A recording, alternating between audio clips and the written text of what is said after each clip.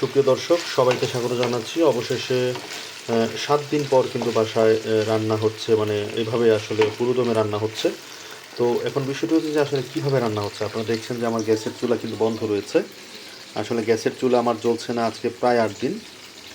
তো আমি এরই মধ্যে মাছ ভাজি করা হয়েছে, এরই মধ্যে সবজি রান্না হয়েছে, এরই মধ্যে ভাত রান্না হয়ে গিয়েছে, আলু সিদ্ধ দেখতে পাচ্ছেন, এবং ইতিমধ্যে কিন্তু তরকারি বসিয়েছে, এবং তরকারিতে কিন্তু অলরেডি আপনারা দেখছেন যে তেল কিন্তু আসলে টকবক করে চলছে।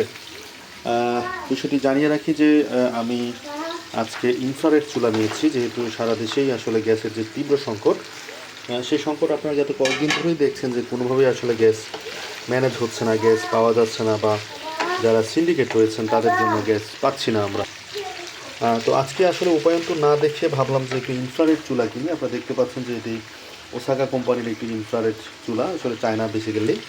তো দোকানে গিয়ে ১৫০০ টাকায় এই ইনফ্রারেড চুলাটি কিনলাম, এবং প্রথমবার একটু ভয় লাগছিল যে কেমন হয়, কিন্তু যখন চালু করলাম তখন দেখলাম যে আসলে এটি সার্ভিস খুবই ভালো, এবং খুব ভালো আগুন হচ্ছে, খুব ভালো তাপ হচ্ছে, এবং খুব দ্রুত সময়ে রান্না হচ্ছে।